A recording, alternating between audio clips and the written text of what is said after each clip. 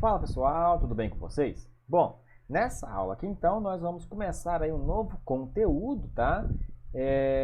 Que é sobre transformação de tensão no estado plano, tá? Por vezes esse conteúdo aqui, às vezes a gente olha para ele, a gente não vê uma aplicação direta, parece ser muito abstrato, tá? Mas tem sim muita aplicação prática na engenharia.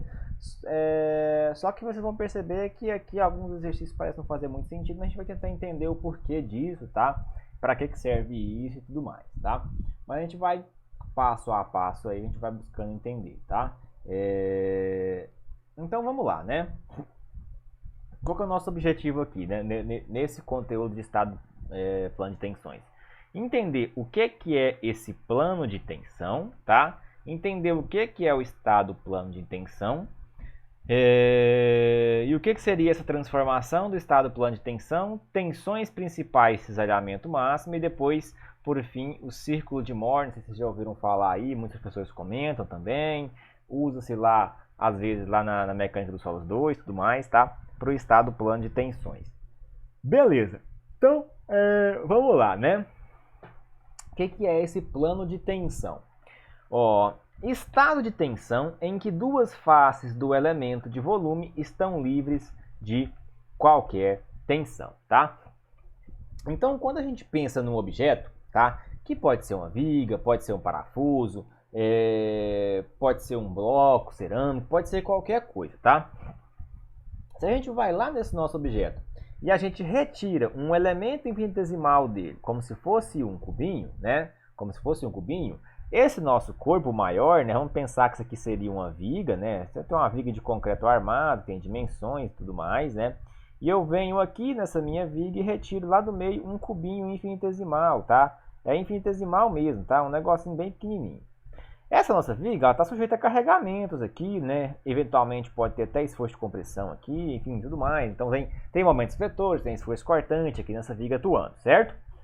E aí, o que acontece? Se a gente retirar um cubinho desse nosso elemento, a gente vai perceber que os esforços internos, né, os esforços suscitantes internos, tendem a gerar tensões internas, que variam ponto a ponto aqui do nosso elemento. Então, pensando aqui de novo na viga, não sei nem por que eu apaguei, né? Aqui, ó, a gente tem essa viga, ela está dividida em infinitos pontos, correto? Em infinitos pontos.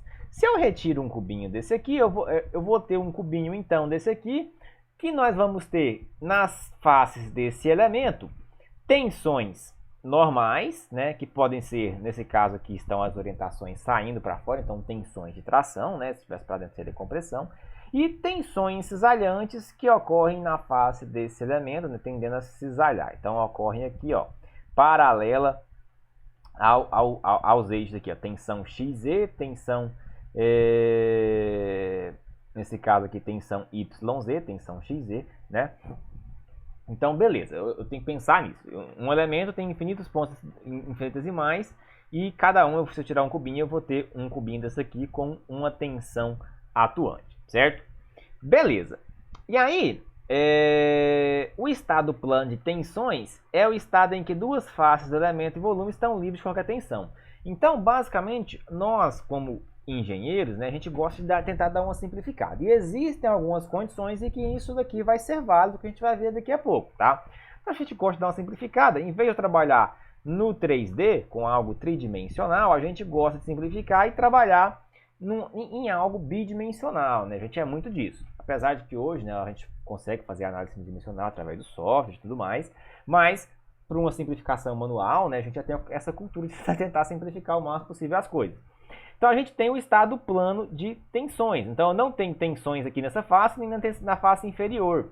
E aí, isso daqui, ó, vou ter tensões só, então, nessas quatro facezinhas aqui. Que a gente pode substituir por isso daqui, ó. Tendo uma vista bidimensional, a gente vai ter essas tensões saindo aqui e as tensões cisalhantes atuando aqui nas faces dos elementos, tá? Beleza, então isso é o estado plano de tensões. Tá, professor, mas para que isso serve? Quando que eu vou usar isso, né? Qual que é o intuito? De eu pegar uma viga e tirar um cubinho de dentro, isso vai servir para a gente analisar o quê? Jazinho eu adianto para vocês. Então a gente tem aqui, ó, para funcionar o estado plano de tensões, a gente vai ter tensão em X tensão em Y e tensão no plano XY. Tensão cisalhante. Tensão normal em X, tensão normal em Y e tensão cisalhante no plano XY. De tal forma que as tensões em Z, XY e XD sejam iguais a zero, tá? As tensões que iriam atuar aqui, tá? Isso para ocorrer isso daqui que a gente chama de estado plano de tensões, tá? Isso daqui, pessoal, é muito útil, tá? Antes de ler o que está aqui, isso daqui é muito útil porque é a partir basicamente aqui dessa análise pelo estado plano de tensões que a gente consegue entender depois, futuramente, as questões relacionadas à questão dos elementos finitos. Porque o que parte do princípio dos elementos finitos? Que a gente pega a nossa estrutura, divide em diversos tetraedros e analisa ponto a ponto aqui, tá? Forma-se uma malha ponto a ponto que tensões estão ocorrendo, de forma que existem tensões, regiões do nosso elemento, que pode ser uma viga, que pode ser um parafuso, que estão sujeitos a tensões maiores e outros a tensões menores, tá? Outros a tensões menores. E aí, qual que é o objetivo disso? Da gente entender onde tem tensões maiores e onde tem tensões menores. Descobrir em qual parte do nosso elemento que ele tende a ocorrer a falha, porque a gente não quer que ocorra falha. E aí, depois, lá na frente, no conteúdo da frente, a gente estuda uma aplicação disso daqui, que é lá no princípio, nos teorias de falhas, tá? A gente estuda algumas teorias para saber se o elemento vai falhar ou não. Mas aqui, o que importa para nós é descobrir em qual ponto, tá, ocorrem as maiores tensões. E essas tensões, nós vamos ver que elas existem tensões que vão além daquilo que a gente mede, por exemplo, num ensaio de compressão. Para você pegar um cilindro de concreto de compressão, eu posso ter tensões maiores do que o que realmente está mostrando. A gente vai ver agora como que funciona isso, tá? Mas basicamente é mapear a minha estrutura ponto a ponto. Ah, professor, mas aqui à mão a gente vai mapear para ponto a ponto? Não, a gente vai escolher pontos aqui, ó, um dado ponto em uma certa região, para a gente fazer essa análise, né? Para a gente entender o comportamento, para a gente entender como que funciona. E depois, por meio de um software, quando a gente pega o resultado, a gente começa a entender pelo menos de onde veio, a essência daquilo, tá bom? Então, estado plano de tensão. Onde que ele se aplica? Em placa fina, submetida à força que atua no plano médio da espessura da placa, e em superfície livre de um elemento estrutural ou componente de máquina, ou seja, em qualquer ponto da superfície que não esteja submetida a uma força externa. Então, onde vai acontecer? Onde a gente pode substituir aquele cubinho, né, por um negócio assim analisado, um estado plano de tensões dessa forma aqui, hein, né? Dessa forma aqui. Em que situações? Nessas situações aqui, ó. Se a gente tem, por exemplo, uma placa fina submetida a forças que atuam no plano médio da espessura da chapa, né? Então, olha aqui, ó. Não tem força atuando perpendicular aqui, ó, a essa nossa barra, tá? Não tem força atuando aqui. Significa que, ó, se eu não tenho forças nesse sentido, eu não tenho tensão aqui nem do lado de lá, tá? Isso é muito importante, porque aí eu vou ter, se eu tenho força para cima, força para baixo, força para esquerda e força para direita, eu só vou ter tensões aqui nesses planos aqui, ó, certo? Então, nisso eu posso dizer que isso daqui é válido, tá? Então, em placas finas não podemos aplicar, que é também, por exemplo, o caso de uma viga, de parede, alguma coisa nesse sentido, né? Não sei se é uma viga. Uma viga? Uma viga a gente pode dizer que sim, também. Apesar dela estar sujeita aqui, por exemplo, a uma carga de vento aqui na lateral, né? Mas se a gente for simplificar, dá para aplicar também. E aqui, ó, superfície livre de um elemento de máquina, pode ser uma barra de aço, alguma coisa assim, né? Algum componente de uma máquina, em qualquer ponto de superfície que não esteja submetido à força externa. Então só tem esforço resultante interno de torção aqui, torque e tudo mais, e vai tender a gerar esse plano de tensões aqui também. Ah, mas aqui é curva, beleza, mas o ponto que eu pego é infinitesimal, e quando eu pego só um pedacinho, isso aqui acaba se tornando uma reta, tá? Então nesses casos permite-se que nós possamos utilizar, beleza? E aí a convenção que a gente tem é essa daqui, tá? É essa daqui. São as convenções de sinais positivos para as tensões, tá? Então, para as tensões ao longo do eixo Y aqui, ó, e X, as tensões são de tração. Se a orientação que a gente tiver aqui, ó, for saindo do nosso elemento, do nosso plano de tensões, então aqui eu tenho as considerações positivas, tá? Então, se tivesse entrando, seria negativo, tá? E as tensões cisalhantes, né, pessoal, são essas aqui, ó, que ocorrem na face aqui do elemento.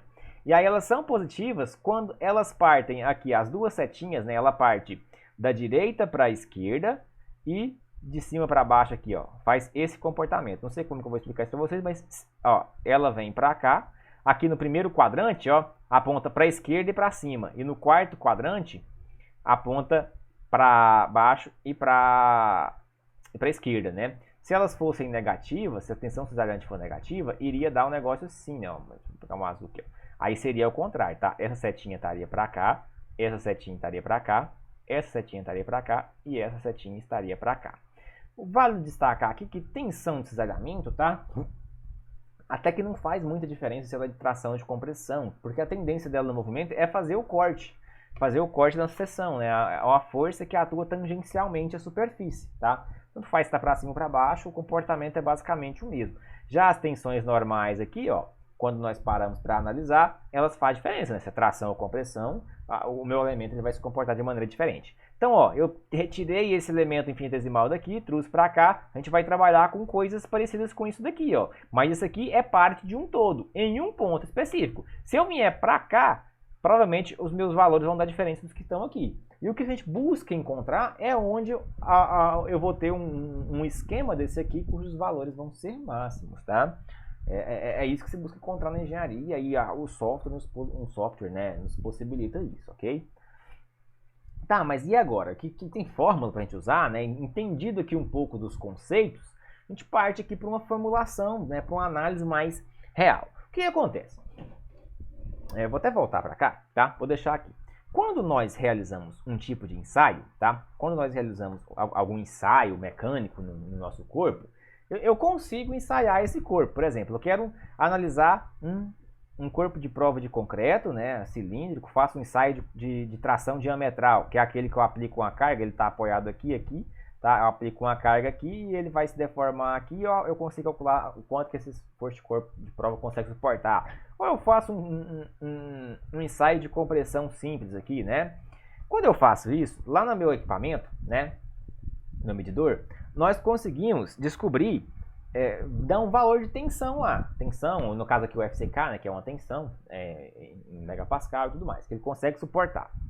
Porém, o que acontece? Nos elementos estruturais, vão existir, agora eu vou pular aqui, vão existir, tá? Nesses nossos elementos infinitesimais que a gente tirar, vão existir na superfície, naqueles cubinhos, planos inclinados, tá? Planos inclinados, então, aqui, ó, a gente tem um plano inclinado, tá? Atuando aqui, onde nós podemos vir a ter tensões, tanto tensão normal quanto tensão cesariante, maiores do que aquelas quando a gente analisa a tensão que age perpendicular à superfície aqui, ó, nesse sentido aqui, ó, com a superfície retangular normalzinha, tá? Então, vão existir planos inclinados onde eu posso ter tensões, um estado de tensão atuante, né, maior do que aquele que eu consegui, por exemplo, medir lá com um certo ensaio, tá? E aí, qual que é o objetivo disso? Nós conseguirmos encontrar em um determinado elemento estrutural qual que é esse valor, tá? Que valor é esse? E a inclinação desse plano inclinado que sofre uma rotação, para que nós possamos determinar, então, essas tensões máximas, que é descobrir se o nosso material ele vai ou não romper, se ele vai ou não se manter estável, tá? Então, é isso que a gente busca encontrar. Então, a gente vai existir, né, se eu pegar um elemento, um cubinho desse infinitesimal que nós calculamos aqui, ó, ao invés de eu ter uma tensão assim, vai existir aqui, por exemplo, ó, eu vou tentar desenhar aqui, eu não estou muito bom de desenho hoje, mas vou fazer em verde aqui, ó. Vou passar um plano inclinado aqui, ó, plano inclinado, tá? De forma que eu vou cortar essa superfície, tá? Então, perceba que agora eu tenho a superfície em verde aqui, ó. Esse cubinho, tá? Então agora eu tenho um novo, como se fosse um novo cubinho, tá? Percebam isso, ó. Esse cubinho foi cortado. E aí, nesse novo cubinho, nós vamos ter, então, algum tipo de tensão aqui, ó, que forma um ângulo θ aqui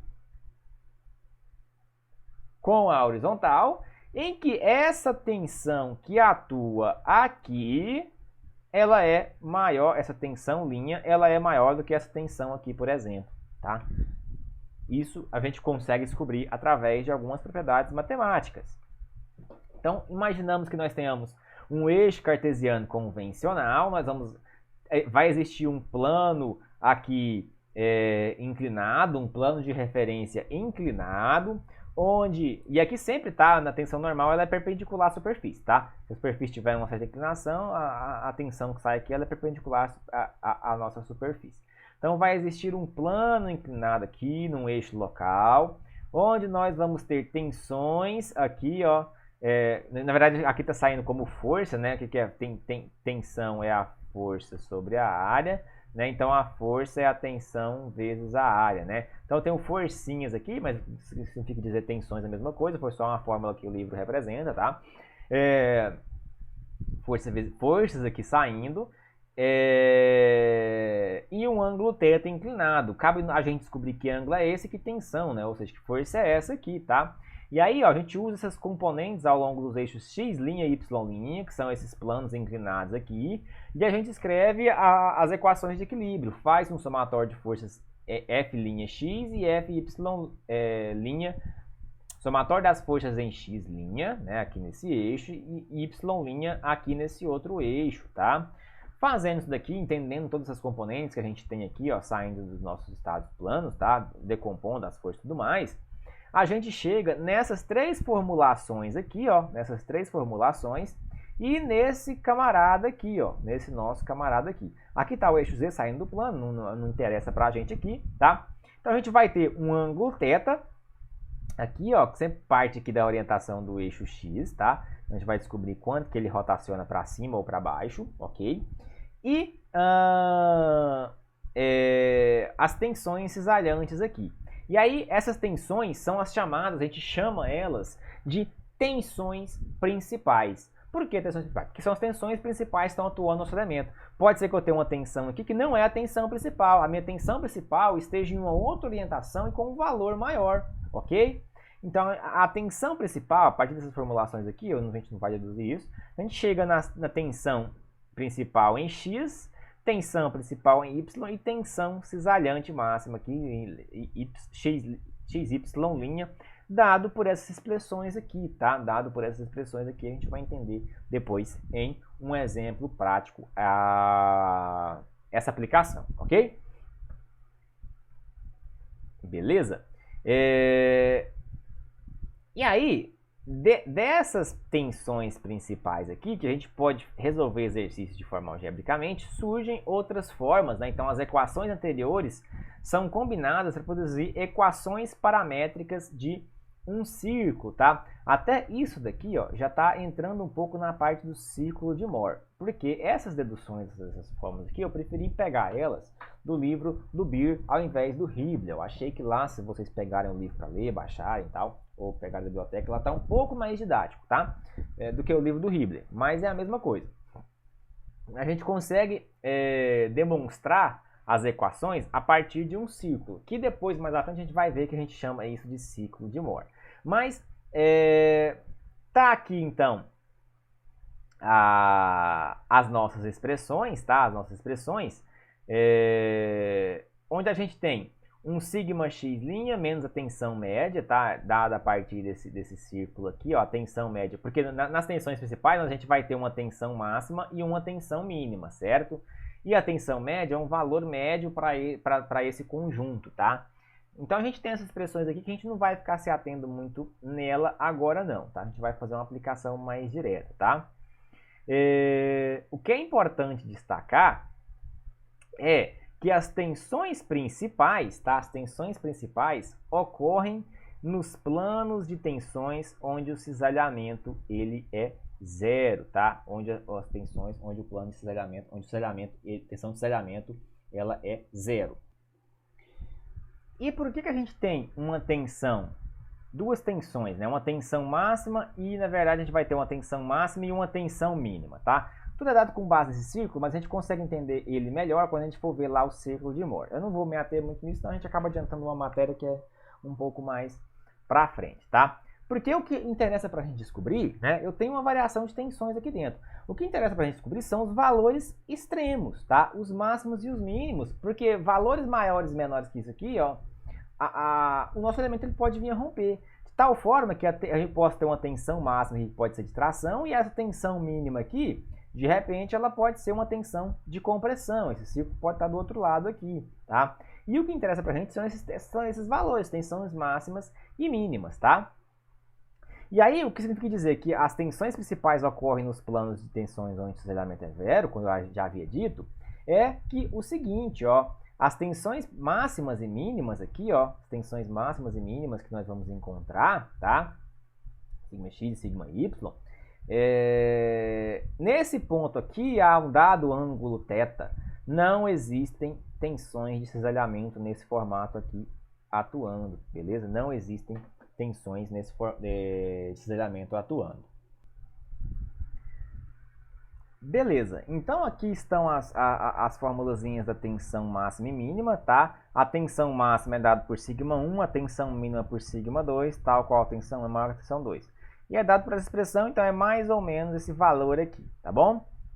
E esse ângulo θp, ele é dado, a tangente 2θp, depois a gente faz um arco tangente, né? É dado então por 2 vezes a tensão cisalhamento máxima, a tensão cisalhante, dividido por sigma x menos sigma y, define dois ângulos defasados em 90, ou seja, se eu pego o θp, na verdade, esse 2θp é esse ângulo aqui, ó, todão aqui, tá? Eu retiro 90, a gente consegue ter só ele, né? Só que aí como a gente tem dois, né? Aqui eu teria um e aqui eu teria outro, é tangente 2θp, tá bom? Mas, encontrando isso aqui, a gente vai encontrar esse ângulozinho aqui. E o sinal desse ângulo, a gente vai encontrar se essa orientação tá para cá mesmo ou se ela vai estar assim, ó, para baixo, tá?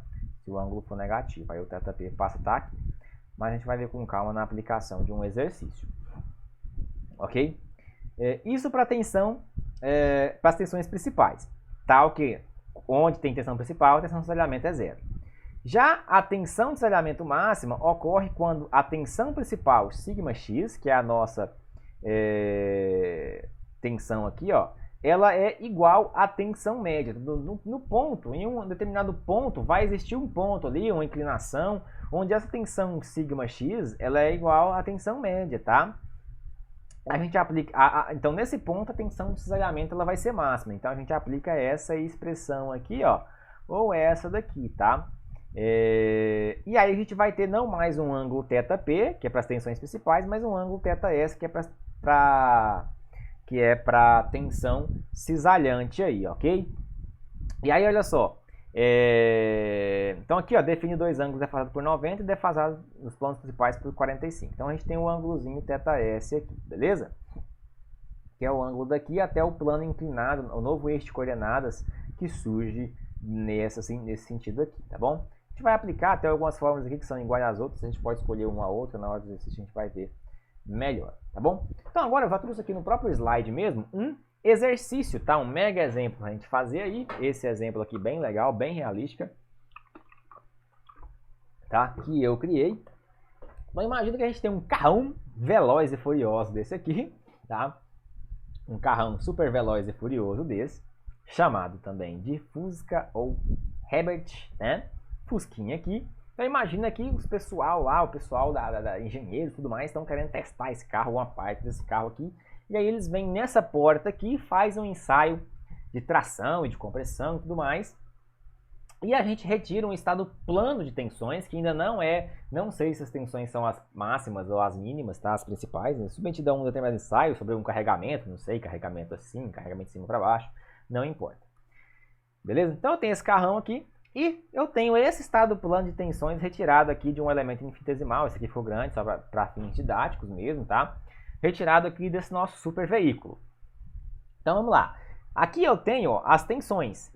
Aqui no eixo X, né? A gente tem tensões de tração, 50, então aqui também é 50. E no eixo Y aqui tensões de compressão, porque essa aqui está para dentro, no valor de 10 megapascal. E a tensão cisalhante, orientação aqui, ó. A gente dividir em quadrantes, no primeiro quadrante, para a esquerda e para cima, para a direita e para cima, valor de tensão cisalhante de 40 megapascal, certo? E aí ele pede o seguinte, ó, para o estado plano de tensão apresentado determinar as tensões principais, os planos principais e a tensão de cisalhamento máximo e a tensão normal correspondente. Por quê? Porque a tensão de cisalhamento máxima ocorre quando o sigma x, linha lá, ele é igual à tensão média, lembram lá? Então, que tensão média vai ser essa e quanto que vai ser essa tensão de cisalhamento máximo? Os planos principais e as tensões principais, sigma 1 e sigma 2, tá? que ocorre nessas tensões principais quando a tensão cisalhamento é igual a zero. Então é num plano inclinado onde não ocorre tensão cisalhante. Perfeito? Beleza, então vamos lá. Então eu descrevi os dados aqui, ó. Sigma X, 50 MPa, tá aqui, extraí os dados do estado do plano de tensão da figurinha. Sigma Y, menos 10 MPa e tal XY, 40 MPa. É isso que a gente tem, perfeito? Beleza.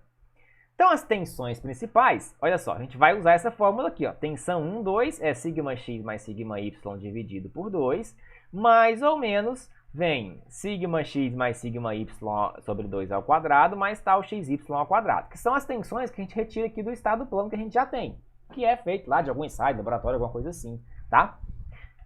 Beleza. Então, o sigma 1 para o 2, substituindo aqui, ó, se a gente pegar, né? E eu espero que esse slide esteja certo, porque eu estou até sem minha calculadora aqui. Vou pausar aqui para me buscar ela, para me refazer a conta aqui também, porque eu fiz esse exemplo, mas não lembro se está certo. Então, beleza. Resolvendo aqui, sigma x, que é 50, mais menos 10. Então, 50 menos 10 vai ficar 40, né, sobre 2, 20. E 50 menos 10, né, 40 sobre 2, 50 menos 10 vai ficar 50 menos 10, 40, dividido por 2, 20, né? Então, na verdade, eu vacilei aqui, tá? Eu acabei vacilando aqui. Vou consertar esse slide aqui e já volto na sequência, ok? Pessoal, dei uma pausa aqui, na verdade, peço desculpas aí, tá? Eu pausei aqui, mas vamos continuar daqui mesmo. Na verdade, essa fórmula aqui, ó, aqui é menos, tá? Eu acabei, no copia e cola fórmula aí, editando o slide, eu acabei colocando mais, mas aqui tava mais, é menos, ó. E aqui no raio também é menos, tá? Então aqui é menos, tá? Tava como mais na fórmula, perfeito? Foi falha minha aqui, tá? Eu estranhei aqui um pouquinho. Então eu fui ver no livro aqui direitinho, tá? Que é menos. Então, na verdade, a conta aqui tá certa. Segue tudo normal, só mudei o slide lá e eu mandando o slide enviando para vocês, eu mando já corrigido certinho igual tá aqui, beleza? Aí sim, né? Aqui, se aqui for menos, né? Vai ficar 50 menos 10, 60. Dividido por 2, 30. 30 ao quadrado e aqui 40 ao quadrado. Então, a tensão principal é dada por isso daqui. De tal forma que 20 mais a raiz daqui dá 70 MPa, a tensão 1, e a tensão 2, 20 menos a raiz daqui dá menos 30 MPa. Então aqui eu tenho uma tensão principal sigma x de 70 MPa de tração e uma sigma y aqui de 30 MPa de compressão, perfeito? E aí, beleza. Então essas são as tensões principais. Agora, a orientação do elemento para as tensões principais. O que a gente precisa fazer? Nós temos aqui, ó, tangente, lembra lá da fórmula? Tangente 2θp é 2 tal xy dividido por sigma x menos sigma y. Fazendo essa continha aqui, ó, vai ficar tangente de 2θp é igual a 2 vezes 40, que é a tensão cisalhante, dividido por 50 menos 10. Com 80 dividido por 60, vou cortar aqui 8 sobre 6, tá? Então, daqui a gente tira aqui 2θp, já fazendo o arco cuja tangente vale esse valor aqui. Então, vocês pegam aí na calculadora, faz arco tangente de 80 dividido, de 8 dividido por 6, né? E aí, shift, tangente é menos 1 disso, né? A gente vai ter, então, deixa eu só pegar aqui que... a gente vai ter, então, encontrar esses dois valores. Que 2θp vai valer 53,1 graus. E também 233,1 graus, que é isso daqui mais 180. Mas o principal mesmo é esse ângulo aqui. E aí, como a gente vai dividir os dois por 2, a gente chega às seguintes expressões, tá? θp1 vai dar, não é isso, tá? Ficou errado de novo no slide. Vai dar 53,1 dividido por 2, né? Que vai dar, na verdade, aqui, ó, 26,55 graus, θp1. E o θp2 deu isso daqui mesmo, 16,6. Cuidado na hora que você fazer a conta aí, olha se a calculadora está em graus em radianos, porque aqui é em graus mesmo, tá? A minha aqui estava em radianos por causa daqueles exercícios que nós estávamos fazendo de fórmula da seclante, lá de flambagem, tá? Então, às vezes dá um diferença aí, toma cuidado com a calculadora. Beleza? Então são as tensões principais e seus ângulos, né? Seu ângulo θp, sabendo que aqui não ocorre, então, nesse ponto aqui onde nós temos as tensões principais, não ocorre tensão cisalhante. O outro ponto que o exercício pediu foi a tensão cisalhante máxima e a orientação do eixo, né, quando ela ocorria, tá? Então vai estar aqui a fórmula, na verdade eu ter colocado a coisa aqui antes, passou errado, né? A tensão de cisalhamento máxima é dada então por essa formulazinha aqui, que de novo está errado aqui, né? Vou já corrigir isso daqui. Ok, então, só mudei aqui, senão estava mais ou menos, né? Tá aplicando aqui, ó, posso aplicar em qualquer uma das duas, nessa daqui ou nessa expressão aqui, certo? Vai, no final das contas, dar a mesma coisa. Então, pegando aqui, eu peguei essa expressãozinha aqui, ó, é a tal x, a sigma x, que nós já temos, né? Que foi, na verdade, aqui, ó, as tensões principais, tá? Eu até vou mudar essa fórmula aqui, né? Para passar a mudar para sigma 1 e sigma 2, mas tem problema não. Deixa assim mesmo. De novo eu parei aqui para corrigir uma coisa, tá? Percebi que esse meu slide, na verdade eu já usei esse slide uma vez, mas eu não corrigi. Na tensão máxima aqui cisalhante, na verdade não é sigma x. Se eu usar essa fórmula, são os valores do estado plano de tensão, tá? Nesse daqui são esses valores aqui. E se eu usar essa fórmula, são os valores das tensões máximas que a gente acabou de encontrar aqui atrás, tá? Que foi, cadê? Opa, passei demais, velho. Que foi 70 e 30, perfeito? Então vamos lá, usando essa fórmula aqui que ela é mais simples, ficou 70 menos 30, né, por 2, que deu 50 megapascal, isso é a tensão cisalhante máxima que ocorre nesse nosso elemento, tá? Beleza? E aí a orientação do elemento para a tensão de cisalhamento máximo, a gente tem essa fórmula aqui, ó, tangente de 2θs é igual a sigma y sigma x dividido por 2 tal xy, né? Beleza, então a sigma x, sigma y está aqui, 50, né? Sigma y primeiro, menos 10, menos 50, dividido por 2 vezes tal xy, que é a 40 aqui, né? Tangente de θs deu menos 0,85. Daqui, aplicando já a tangente, né? O arco cuja tangente vale menos 0,75 e dividindo por 2 depois, a gente vai encontrar dois ângulos, esses aqui, ó, defasados por 45, 90 graus aqui. O principal é esse aqui, tá? E esse outro aqui é o segundo ângulo, que no desenho vai ficar mais fácil de vocês observarem.